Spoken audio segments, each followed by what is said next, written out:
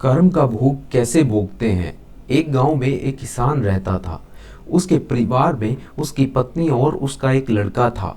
कुछ सालों के बाद पत्नी की मृत्यु हो गई। उस समय लड़के की उम्र 10 साल थी। किसान ने दूसरी शादी कर ली। उस दूसरी पत्नी से भी किसान को एक पुत्र प्राप्त हुआ। किसान की दूसरी पत्नी की भी कुछ समय बाद मृत्यु हो गई।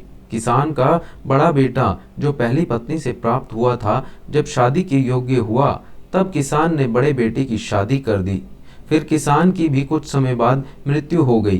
किसान का छोटा बेटा जो दूसरी पत्नी से प्राप्त हुआ था और पहली पत्नी से प्राप्त बड़ा बेटा दोनों साथ साथ रहते थे।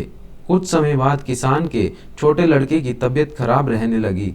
बड़े भाई ने कुछ आसपास के वैद्यों से इलाज करवाया, पर कोई राहत ना मिली। छोटे भाई की दिन भर तबीयत खराब बढ़ती चली गई और बहुत खर्च भी हो रहा था। एक दिन बड़े भाई ने अपनी पत्नी से सलाह की कि यदि ये छोटा भाई मर जाए तो हमें इसके इलाज के लिए पैसा खर्च ना करना पड़ेगा और जायदाद भी आधा हिस्सा नहीं देना पड़ेगा। तब उसकी पत्नी ने कहा कि क्यों ना किसी वैद्य से बात करके इसे जहर दे दिया जाए कि किसी को पता भी ना चलेगा, किसी रिश्तेदारी में भी कोई शक ना करेगा कि बीमार था। बीमारी से मृत्यु हो गई। बड़े भाई ने ऐसा ही किया। एक वैद्य से बात की कि आप अपनी फीस बताओ, ऐसा करना, मेरे छोटे बीमार भाई को दवा के बहाने से जहर दे देना। वैद्य ने बात मान ली और लड़के को जहर दे दिया और लड़की की मृत्यु हो गई। उसके भाई भाभी ने खुशी मनाई कि रास्ते का कांटा निकल गया, अब सारी संपत्ति अपनी हो गई। उसका अंतिम संस्कार कर दिया गया। कुछ महीनों पश्चात उस किसान के बड़े लड़के की पत्नी को लड़का हुआ। उन पति पत्नी ने खूब खुशी मनाई, बड़े ही लाड प्यार से लड़के की परवरिश की। कुछ ही गिने वर्षों में लड़का जवान हो गया।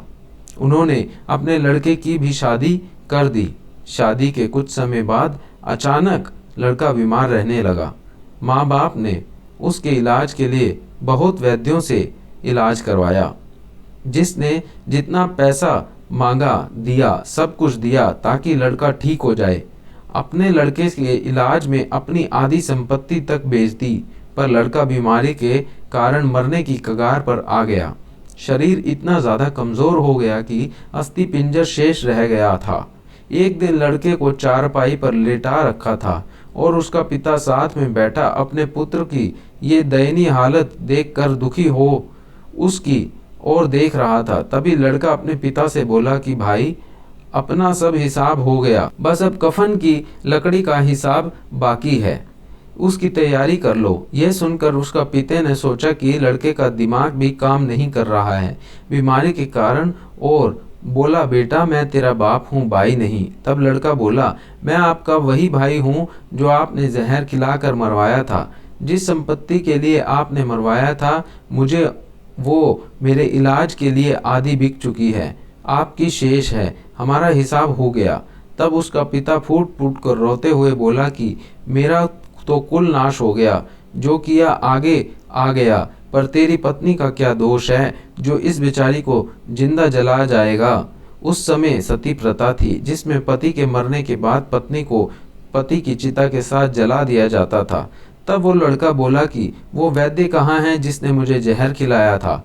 तब उसके पिता ने कहा कि आपकी मृत्यु के 3 साल बाद वो मर गया था। तब लड़के ने कहा कि ये वही दुष्ट वैद्य आज मेरी पत्नी के रूप में मेरे मरने पर इसे जिंदा जलाया जाएगा।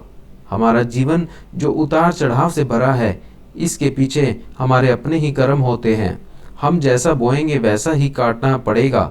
कर्म करो तो फल मिलता है, आज नहीं तो कल मिलता है। जितना गहरा अधिक हो कुआं, उतना मीठा जल मिलता है। जीवन के हर कठिन प्रश्न का जीवन से ही हल मिलता है। इसलिए हमेशा सदैव अच्छे कर्म कीजिए और अच्छे कर्मों से ही आपका जीवन सुखमय रहेगा। और प्रभु का ध्यान करते रहिए ताकि आपका जीवन और आने वाला समय